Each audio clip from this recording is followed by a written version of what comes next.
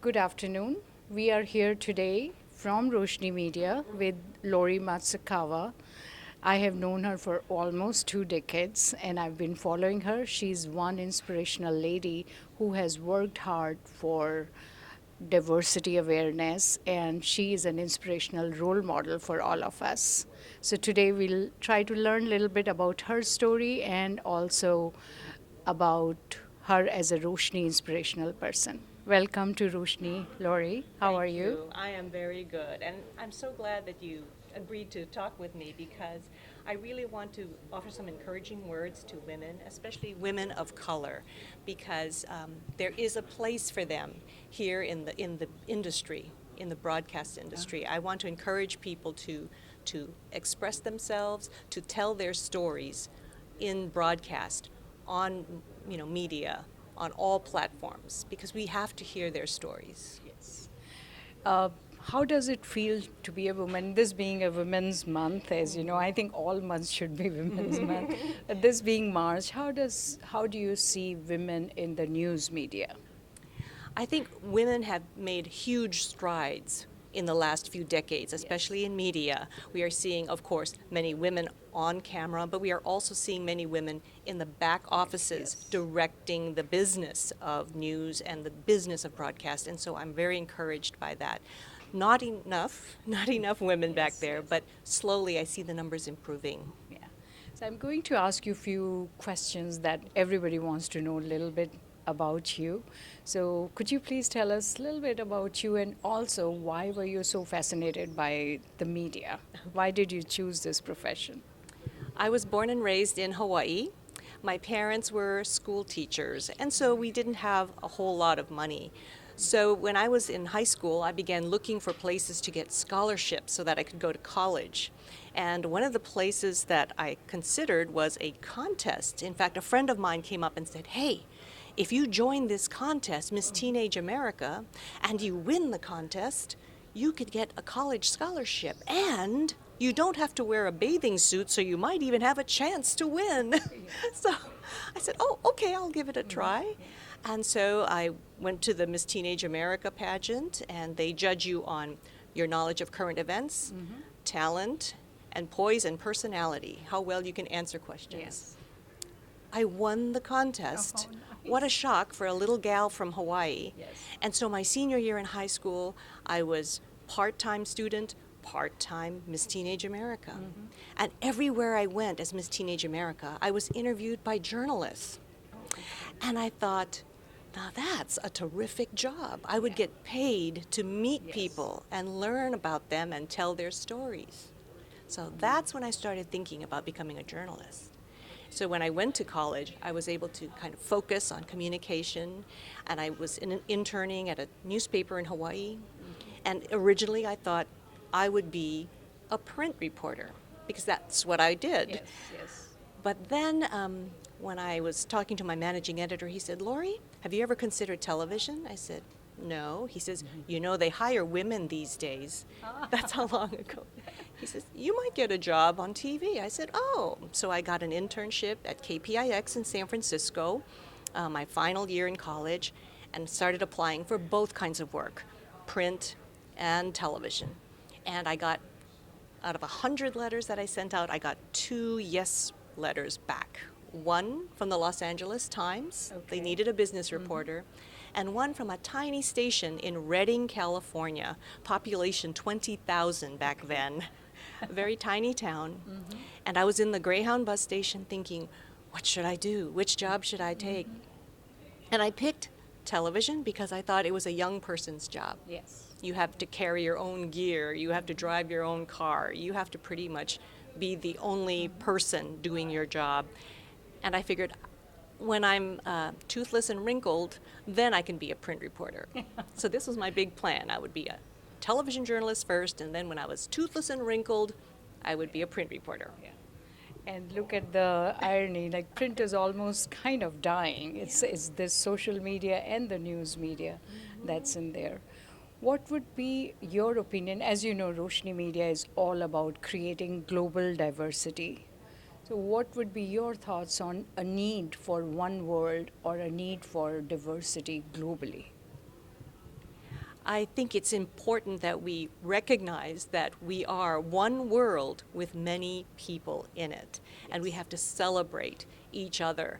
One of the first things I did when I arrived at King was participate in a program called Celebrate the Differences, where we tried to incorporate all the activities and all the personalities in the city of Seattle, but from different diverse communities. So we learned a little bit about the Latino community. We learned a little bit about the African community. We learned a little bit about the South Asian community. It was just a wonderful way to get to know one another and realize this is the world. We have to represent the world in our product. And so that's always been kind of an important thing for me, because at the time I was one of the few women of color in the industry, so I wanted to show more and more people of color in the industry so that young people could say, that's a job I could do. Just like how I said, hey, that's a job I could do. I wanted young people in communities of color to say the same thing, especially young women. Yeah. It's so much in the theme with why Roshni was started. And Roshni started in Seattle. So I was here teaching creative writing, and I really thought there was a need for people to understand information or role models from all walks of life, and that's where I started compiling these inspirational stories from all walks of life for Roshni. And today, obviously, we have grown multi-level on doing work in multiple platforms. How would you see who your role models are? Anybody who inspired you? Because we're all about inspiration in our lives. It's interesting. The people that come to mind in my life were not journalists at all. Yeah. One of them was my piano teacher, who was so encouraging, who said, you can do anything that you put your mind to. Another teacher that was inspiring was my choir teacher. She was the one that actually took the choir out beyond the classroom walls and had us perform in public. Not just American songs, but Polynesian songs. Again, spreading the culture, sharing the culture. And so she was very inspiring because she thought it was the best thing in the world to do. And now when I look back, I think, yes, she was right. And the third person who inspired me was a businessman, a Caucasian businessman, who said, we don't have enough participation in the commerce, the business side. And so he was very much encouraging people of color, young children of color, to get interested in business and make a mark for yourself, realize the American dream. Yes. So it's interesting that none of them were journalists, but all of them had the same message, which was to pursue your dream, to not be discouraged. And there was a coach who recently passed away at Pacific Lutheran University, Frosty Westering. His big thing was, make the big time where you are. And when you think about that, that's very important. Where you are right now is where you can make an impact. So do it. Just do it. Be brave. No fear. Those are the kinds of messages that I got from these people. And those are the messages you try to give out to the younger generation as well, right? What would be one of your most inspirational moment in your life? We call it Roshni moment, like light moment. Anything that you recall that became like a turning point of your life? Well, definitely the Miss Teenage America experience was a turning point because it pointed me toward journalism. But one of the most moving things just happened recently where there were 3 Northwest people who were being honored with the Medal of Freedom, the Presidential Medal of Freedom. Among them, a Native American activist, right? And among them, an environmentalist, and among them, a Japanese American who fought discrimination during World War II. Yes.